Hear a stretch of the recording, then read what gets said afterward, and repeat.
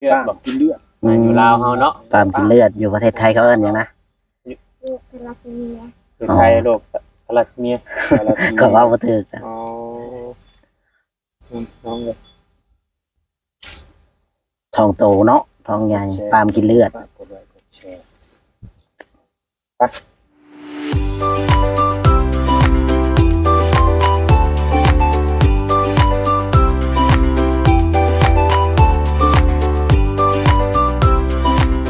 สวัสดีและสบายดีพ่อแม่พี่น้อง FC ที่ฮักแพงบ่ว่า FC ฝั่งลาวฝั่งไทยและก็ต่างประเทศพี่น้องเนาะมื้อนี้ก็มาหาทางน้องเพิ่นอีกคนหนึงพี่น้องเนาะที่ว่าเพิ่นอายุ20กว่าปีแต่ว่าโตน้อยๆหนึงพี่น้องบ่ฮู้ว่าเพิ่นเป็นโรคอีหยังพี่น้องเนาะก็สิพาพ่อแม่พี่น้องไปสอบถามแล้วก็ไปอบรมนํกันเนาะบ่ชักช้าเสียเวลาเพราะว่าทางหมดจอยก็เคยเขามาเป็นครั้งแรกคือกันพี่น้องจังไดก็ฝากพ่อแม่พี่น้องกดติดตามกดไลค์กดแชร์ให้นี่เด้อพ่อแม่พี่น้องครับไปเบิ่งนํกันว่าชื่อเสียงเรียงนามชื่อจังไดว่านามสกุลจังไดเนาะชื่อแนวใดแล้วเฮาก็บ่ฮู้พี่น้องเอ้ยเป็นครั้งแรกที่เฮาได้มามื้อนี้ก็ได้น้องก็ได้เดินทางมาหาทางน้องเพิ่นจังไดก็ไปติดตามรับชมนํกันเลยเนาะบ่ชักช้าเสียเวลาไปพี่น้องเอ้ยบ่เว้าหลายใจห่างฝากพี่น้องเป็นกำลังใจให้เด้อช่วยเบิ่งคลิปบ่จอยแน่เนาะลงคลิปใดก็ขอให้พ่อแม่พี่น้อง FC ได้เบิ่งได้ชมแบบยาวๆให้บ่จอยแน่พี่น้องเอ้ยเนาะไปเป็นกำลังใจให้กันแน่พี่น้องเอ้ยไปเบิ่งกับน้องเพิ่นเลยเนาะชื่อเสียงแรงนามแนวใด เดี๋ยวเด้อให้สิบอกเด้อให้ สบายดี สบายดีพี่น้องเอ้ยเนาะนี่แหละพี่น้องเอ้ยเนาะสำหรับเนาะที่เฮาเว้าเนาะคนที่เฮาเว้าเพิ่นนะเบิ่งก็คือตัวน้อยๆเนาะแต่ว่าอายุหลายพี่น้องเอ้ย เข้าเสาเอ็ดแล้ว นี่บ่ เนี่ย โอ้ สิเข้า21ปีแล้วว่าซั่น เอา แม่นบ่เนาะ โดย บ่เวียงจะเคยเห็นอยู่บ่ บ่คอยบ่เคยเห็นจักเทื่อเลยจะเคยมาถ่ายแล้วบ่ ยังบ่เคยจักเทื่อเลยอันนี้ก็ ครั้งแรก ครั้งแรกเนาะ ครั้งแรกเบิ่งให้เบิ่งคักๆก่อนเบิ่งมุมสูงๆหน่อยจักหน่อยพี่น้องเอ้ยเนาะนี่คนสิเข้าอายุ21ปีเด้พี่น้องเอ้ยนี่นะ เนาะ สิว่า2ปี3ปีบ่แม่นเด้21ปีเป็นนี่ได้คือตัวน้อยแท้น้องล่ะ เป็นพญาติ เป็นพยาธิ โดย แพทย์หมอเพิ่นว่าเป็นพยาธิหยังเนาะ คนไทยเพิ่นเอิ้นทาราซีเมีย ทาลัสซีเมีย โดย อันนี้คือโรคคนไทยเพิ่นเอิ้นทาลัสซีเมียเนาะ โดย คนลาวเฮาเพิ่นเอิ้นว่าจังไดนี่ มันเป็นม้ามใหญ่ม้ามกินเลือด ใหญ่ มามไงมามกินเลือด ม้ามกินเลือดอันนี้สิว่าโรคคนรวยก็แม่นเนาะ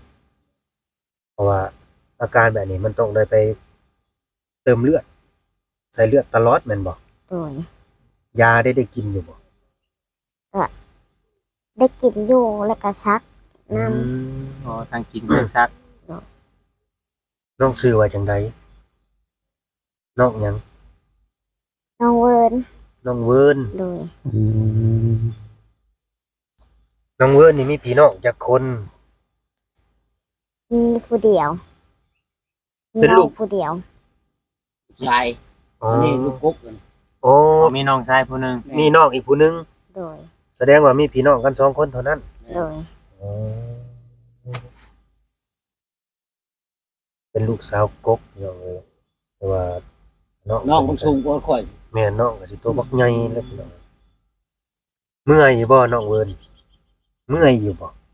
กระบ่เมื่อยคันเบิดเลือดแล้วก็เมื่อย เบิดเลือด ตอนนี้เติมแต่ล้นบ่เติมเลือดล้นเติมแล้วบ่ หากระเติมพวกเดือนหา อืมเติมเท่านึงอยู่ได้จักเดือน 4 4เดือน ไปเติมอยู่ไสเติมเลือดนะ เติมอยู่โรงหมอ โรงหมอเซโนเฮานี่บ่ เซโโดย โรงหมอเมืองบ่หรือโรงหมอกลุ่ม โรงหมอกลม อ๋อเทื่อหนึงนี่ราคานี่เท่าใดน้องล่ะไปเติมเลือดนะค่าใช้จ่ายค่าเติมเลือดนะ 7 ล้าน 7 ล้าน โอ้ โดย โอ้โห เลือดกระถุงละ1.5 ล้าน เออต้องเติม2 ถุงบ่เทื่อหนึงอะได้ ไปเทื่อหนึ่ง เทื่อหนึ่ง2 ถุง อ๋อ อืม คือว่าหนักพอสมควรเนาะ เท่านึง7 ล้าน หนักพอสมควรเลยพี่น้อง กว่าบาทเนาะ แม่นเทื่อหนึง10,000 กว่าบาทแปลว่าคนเฮาแบบบ้านนอกคอกนาสามัญเฮาบ่มีรายได้เลยครับจังโอ้หนักใดกว่าสิหาเงินได้6-7 ล้านน่ะเนาะไปเติมเลือด ใช่ น่ะ เขาเวิดหน้าทงนี่ยัง บ่อยากได้เลยนะ เออ ผู้บ่พอ บ่พอ แต่ว่าก็กินข้าวแซ่บอยู่บ่เนาะเพิ่น แซ่บ กินข้าวแซ่บนอนหลับเนาะ โดย อืม เป็นตาอีดูสงสารน้องได้ว่าแล้วก็ดิ แม่ ก็ น บ่จักสิว่าจังไดเลยพี่น้องเอ้ยเนาะท้องนี่มันเบ่งสมิตลอดบ่น้องล่ะ โดย บ่ใหญ่กว่านี้แล้วก็บ่แวบกว่านี้บ่น้อยกว่านี้บ่ บ่ อ๋อ มันพอดี มัน ฉัน มัน นี่ เป็นในท้องน้องนี่มันแน่นมันเจ็บอยู่บ่ ก็บ่เจ็บ เวลาเขากินอิ่มๆก็บ่ได้รู้สึกแนวใดบ่ บ่ธรรมดา โอ้ อ๋อ บ่ได้เจ็บได้หยังเนาะ โดย อืมอืมอืม คนอายุ20 ปี21 ปีจักสิว่าแนวใดบ่บ่าวเวียงว่าแนวใดบ่าวเวียง บ่อยากเชื่อเพิ่นแหละคำว่าบ่นั้นบ่อยากเชื่อ แม่น อย่างเงี้ยคิดว่า12 13นี่คำว่านั่นกันเนาะ หมู่รุ่นราวคราวเดียวกันนี่บางคนเขาก็มีครอบมีครัวไปเลยเนาะ ครัวนะสำเนียง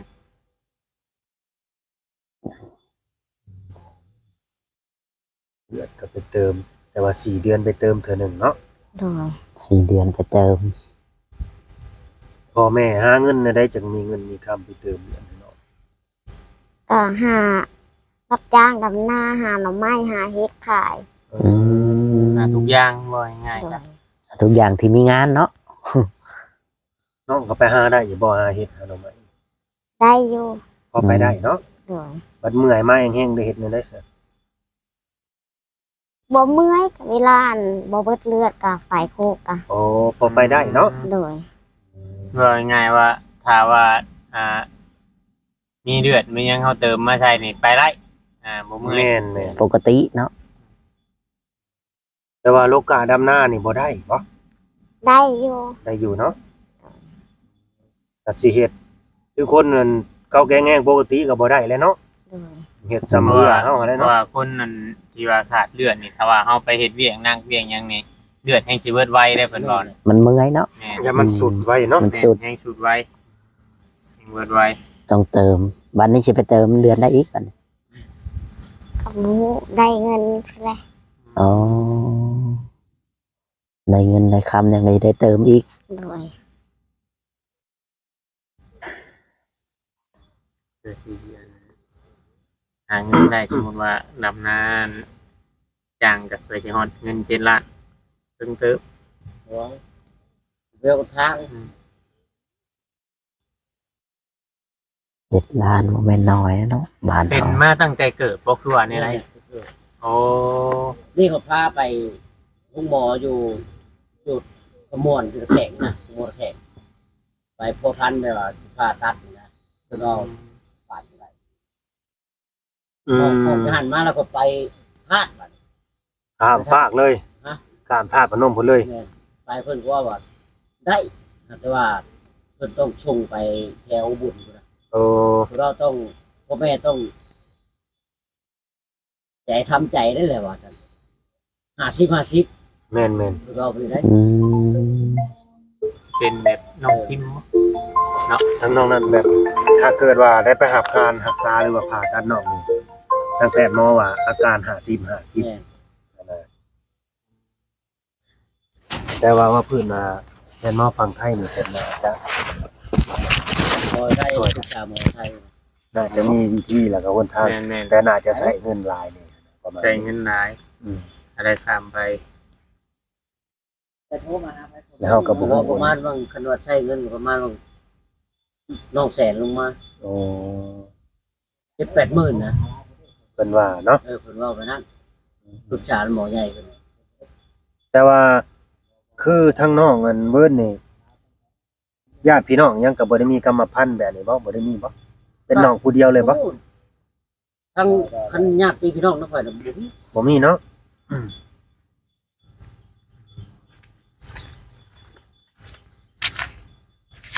เป็นมาตื้อ อืม ๆตอนนั้นน้องตอนคลอดออกมาก็ปกติแม่นบ่ ปกติ น้ำหนักก็ปกติเนาะก็สิมาเป็นช่วงแบบสิมาฮู้ว่ามาฮู้ตอนน้องอายุจักปีว่าเป็นแบ ป บ ระมาณว่า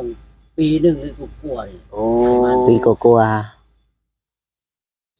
แสดงว่าน้องนี่เพิ่นก็สู้ซนกับมัน ๆโลกนี้เนาะ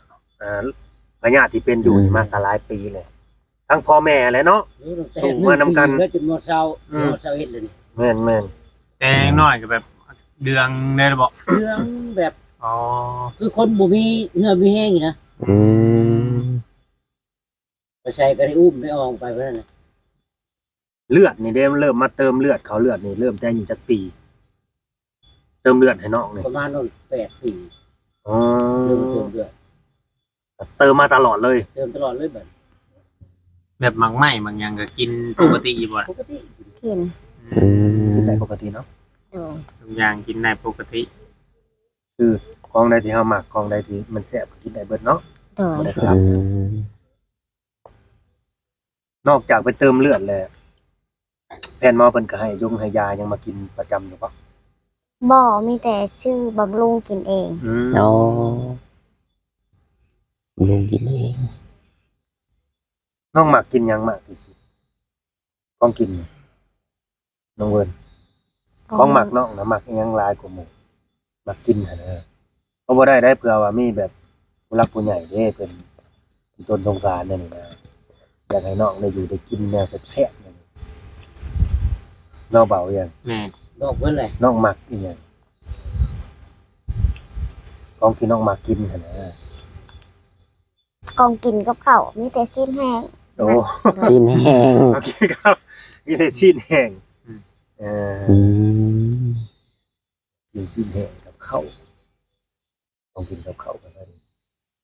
น้องเวิร์นเมื่อยอยู่บ่ท้ออยู่บ่ที่เป็น บ่ แบบ บ่ท้อเนาะอยากแบบอยากเป็นอยากส่วงอยากเศร้าคือคนปกติอยู่บ่น้องละ อยากเช่า ขออนุญาตเนาะ FC อะไรถ้าเฮาเอาไปแบบมัน บางทีแบบกระตกกระทั่งหั้นนะ แมน ก็คือตามความรู้สึกของน้องหั้นนะ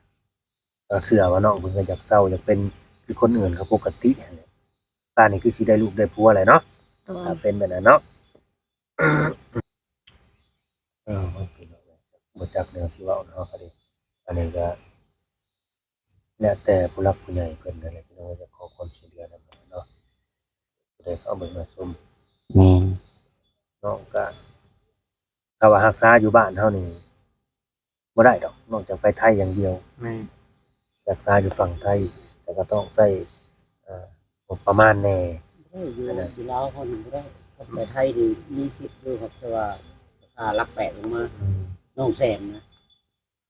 อืม หมอกุ้มกันถามหมอใหญ่เพิ่นก็เราเฮ็ดบ่ได้หมอใหญ่เพิ่นเด้ พอง่ายๆว่าอยู่ไทยน่ะมันเคยมีหลายคนแล้วไปได้เศร้าเนาะ แม่น เศร้าแบบว่าท้องไข้กูนี่ท้องใหญ่กูนี่เรื่องเศร้าหั่นนะเนาะ แม่น คือเป็นในเคสอันของสาวพิมพ์นี่ก็ยังเศร้าเนาะบ่ล่ะ แม่น ยังท้องยังใหญ่แล้วน่ะแต่ว่าใช้ ก็หายากอีก ใช้งบประมาณหลาย แมน น้องเพิ่นใช้เลือดกรุ๊ปเนี่ย ดี กรุ๊ป AB เอ เอบ่ A ตัวเดียวเนาะ โดย บ่มี B เนาะกรุ๊ป A พี่น้องเอ้ยน้องใส่กรุ๊ป A 4 เดือนเติม2เทื่อ2ถุงเนาะ 4 เดือน2 ถุง 2ถุง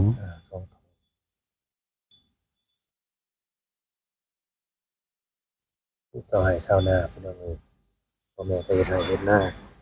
เอา แต่ น้ำ บ่ได้เน้น ปลา ท้องอย่างเวลาเฮากินอิ่มๆก็บ่ได้เน้นเนาะ บ่ปกติ ปกติเบ่งจังซี่เนาะ โดย อืม เออ คิดว่ามัน เข้า ขับ โรงเรียนอยู่บ่เจ้าน่ะ บ่ได้เข้า บ่ได้เข้าตั้งแต่เกิดเลย เข้า เข้าอยู่แต่ยังน้อย โดย เขาฮ้อนห้องได้อะนะ ปสาม โอ้ อืม เล่นโทรศัพท์อยู่บ่นี่ เล่นคันมี น้องบ่มีโทรศัพท์บ่ บ่ อ๋อบ่มีโทรศัพท์ที่ว่าน้องเพิ่นสิเล่นแบบเบิ่งเล่นเฟซเล่นไลน์หรือว่าเบิ่ง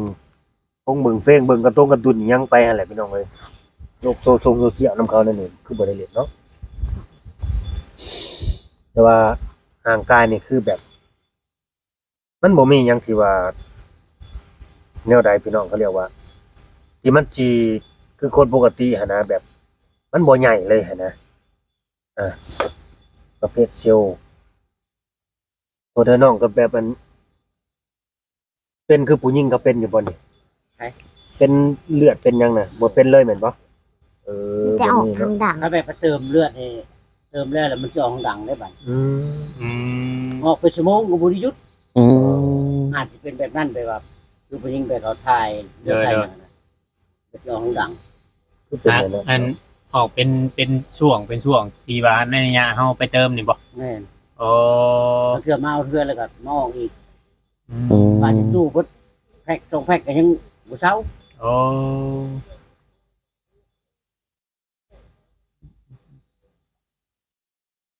อยู่ไปเติมมาเทื่อเริ่มออกฮอดสิได้พุ่นแล้วเติมมาแล้วปล่อยออก เอาตกใจเพิ่นแน่เนาะญาติหวานเบิดเนาะ แม่นเลย ว่าเติมเลือดเข้าไปบัดออก แม่น เพราะงานมันคือแบบเจ็บอาจจะทายเลือดเก่าออกไปจังเนาะ น่าจะเป็นไปได้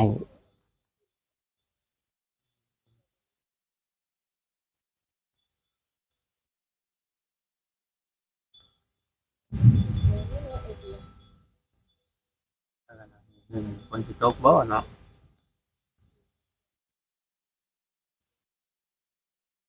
พี่น้องเนาะสิที่ท่านใดหรือว่าผู้รักผู้ใหญ่ แม่น ผู้ใดท่านเบิ่งในเขตนี้เนาะเพียงเนาะว่ามีความคิดเห็นแนวใดเนาะ แม่น อาจจะว่าจะสนใจอยากพาน้องไปรักษาคือหมู่เนี่ยพี่น้องก็จะได้ใช้ชีวิตปกติ ชีวิตใหม่แกเนาะเนาะ แม่น อยากซอยเรือเนาะ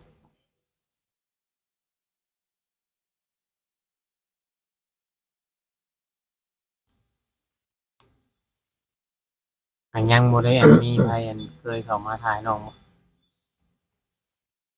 บ่มีแต่บ้าวอันบ้าวแม็กบ่เพิ่นเอิ้น บ่แม็กเนาะ บ่ โอ้ เพิ่นมาซื้อเฮ็ดไปเพิ่นทาย เราแม็กมาเห็นนี่ อืมจะไปขายเฮ็ดบ่ โดย โอ้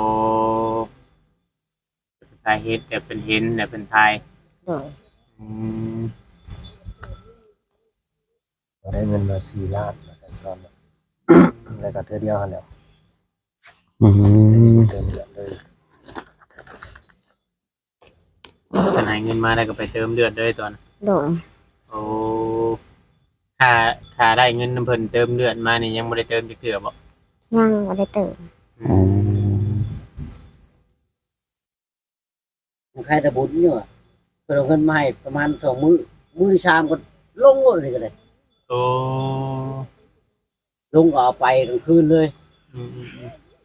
ไปก็ใส่ออกซิ2 มื้อ2 คืน ลงแห้งปานนั้นบ่เวลาเนาะ คันได้ลงได้ใส่ออกซิ2 มื้อคืนเลย โอ้ เอานะ จนเท่าได้เลือดเติมทงหนึ่งแล้วบาทจะได้ถอดออกซิได้ อืม แต่ว่าสิมีกำหนดมันแบบว่า เติมเลือดหั้นนะบ่มีกำหนดบ่ กับเพิ่นบ่ได้บอกเลย อืม แต่เพิ่นบ่ได้นัดว่ามื้อนั้นเดือนนั้น โอ้ ต้องรอให้มันเฮาเมื่อยเลยจังไปเติมแน่นี่ ประมาณนั้น ให้ฮู้ มี เอ ควางมเสี่ยงหลายได้แบบนี้นะเนาะ แม่นให้ฮู้เองว่า คือเฮาเมื่อยแหละคือเลือดเบิดแล้วจังไปเติมโอ้โหมันก็ตายห่าดอกแบ แต่ บ ก่อน เนาะ ไ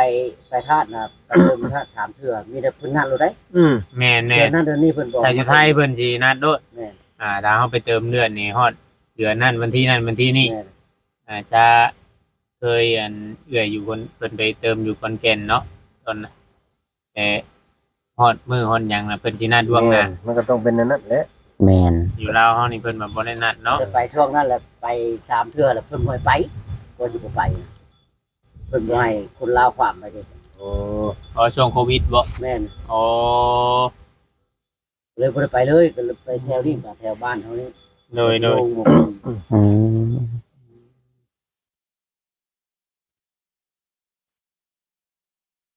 นาะ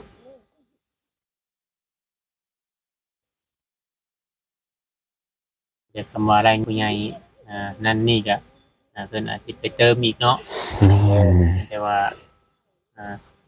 เติมไปพี่น้องเนาะช่วยน้องเพิ่นอยู่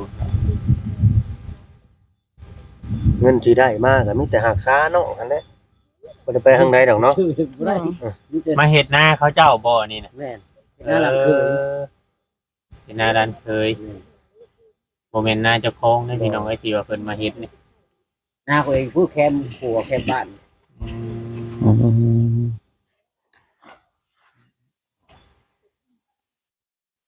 ว่าอันนี้อยู่พี่น้อง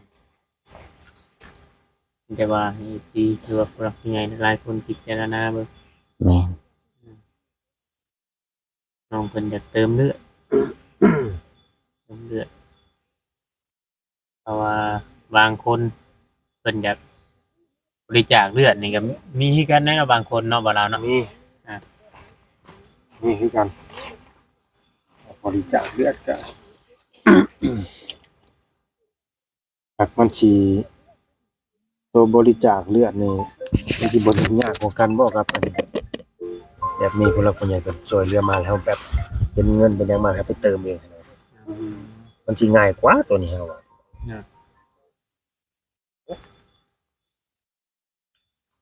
ครั้งแรกที่เข้ามาแต่ก็เห็นเคสแบบนี้หั้นนะเพราะว่าทางนอกเพิ่นก็บ่เคยมีไผมาสัมภาษณ์จักเทื่อนั่นน่ะ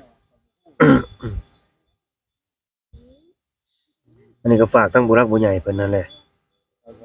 ที่ว่าเข้ามาเบิ่งมาชมเด้อพี่น้องเนาะฝากกดไลค์กดแชร์ออกไปเนาะสำหรับเคสนี้ก็ดีให้ผู้ใหญ่เพิ่นได้รับรู้ได้เห็นนํกันถึงชีวิตแบบว่าผู้หญิงตัวน้อยๆคนหนึงนะที่ว่าสู้กับสิว่าโรคร้ายก็แม่นนะโรคที่มันเฮ็ดให้เฮาบ่ใหญ่จักเทื่อนี่แหละ ลูกเลือดกันแล้ว แม่น มาเป็น20ปีแหละตั้งแต่เกิดว่าซั่น สู้มาเนาะ สู้มาตลอด สู้ชีวิตมาเนาะแล้วก็สู้ชีวิตเด้ หลายคนมาเห็นก็สิว่าน้องเพิ่นถ้าก็2-3ปีนะกันบ่ถามมัน แม่นนั่นแหละ แต่หน้าน้องก็คือธรรมดาเนาะแบบหน้าบ่ได้เห็นแก่ก่อนวัยขนาด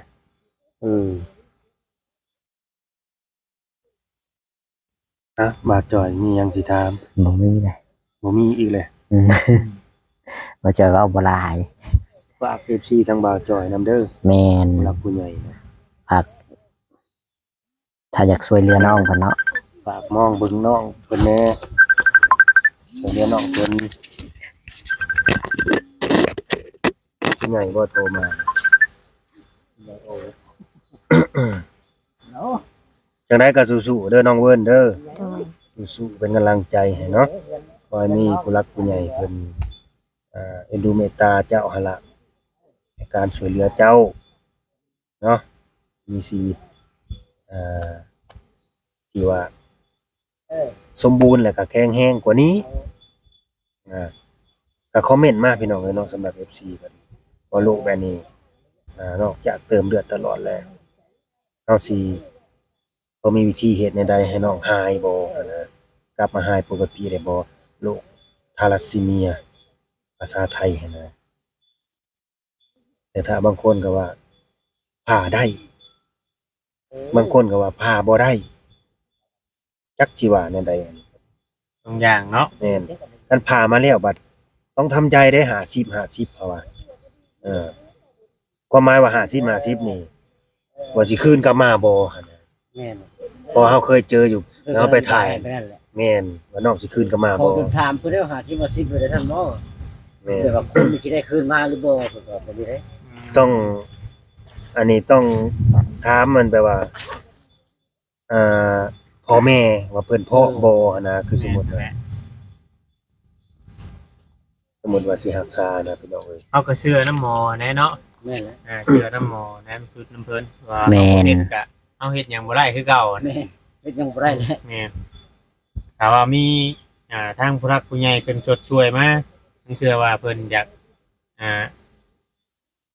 ไปปิ้นไปปัวนี่ก็พ่อแม่นี่ก็คือว่าบ่ได้คัดหยังดอกเนาะ บ่คันหยัง บ่คัดบ่คองเนาะ เพิ่นว่าไปแต่สิไปนำเพิ่นเด้อนะ อืม มันก็จำเป็นเลยเนาะ เออ มันสุดเด้พ่อแม่ก็ดี เพราะว่าเพราะว่าเฮาสิอยู่ซื่อๆก็มันบ่ได้มีหยังแบบดีขึ้นแต่ว่าหาเงินลำพังที่ซื้อหันชื่อนี่กินในครอบในครัวนี่ก็ยังบ่อยากกุ้มเลยเนาะมาหาเงินมาเติมเลือดเติมหยังอีกตลอด ก่อนลงนาชื่อเขากินพร้อมแบบใจ เขาบ่คุ้มกินบ่เดี๋ยวนี้ บ่ แถมชื่อเขากินน้ำอีก เขาบ่เห็นหน้าพี่ไก่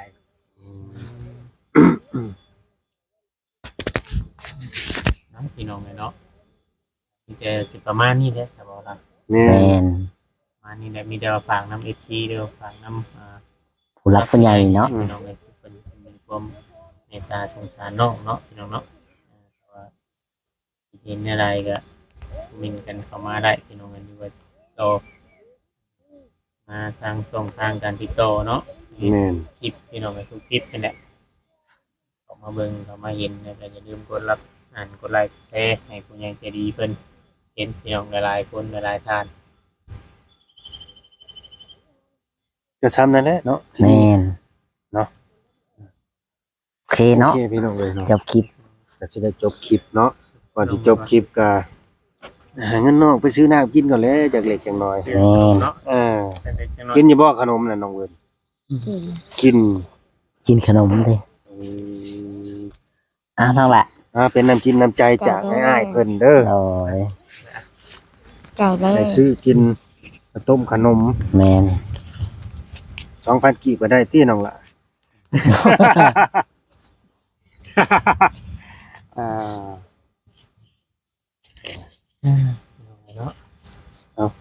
ใจเลย เอาไปซื้อกินข้าวต้มขนมพี่น้องเอ้ยเนาะเป็นน้ำจิตน้ำใจเล็กๆน้อยๆให้แหละ แม่น จะสอยกันไปเนาะก็มีแต่หวังแหละก็พึ่งพาบารมีผู้รักผู้ใหญ่เพิ่นผู้แลเนาะ โดย ซี่หั่นแหละพี่น้องเอ้ย เลย ที่เพิ่นมีเงินมีคำหลายๆผู้แหละเนาะโอเคเด้อฝากกดไลค์กดแชร์ติดตามพี่น้องเอ้ยสำบายดีน้องหลาน สบายดี โดย โอเคเนาะพ่อแม่พี่น้องถ้าว่า FC ท่านใดเห็น อยากซอยเหลือน้องคนนี้เนาะคือน้องเวิร์นว่าสิซอยเรื่องเลือดเอาเข้าเลือดให้น้องเพิ่นก็ได้คือกันพี่น้องแล้วแต่เพราะว่าทางน้องเพิ่นนี่ก็ขาดเลือดพี่น้องบ่มีเลือดเพราะว่าพ่อแม่ก็ทุกข์ยากปากหมอง ซื้อข้าวซื้อน้ำกินคือเก่านั่นแหละพี่น้องเอ้ย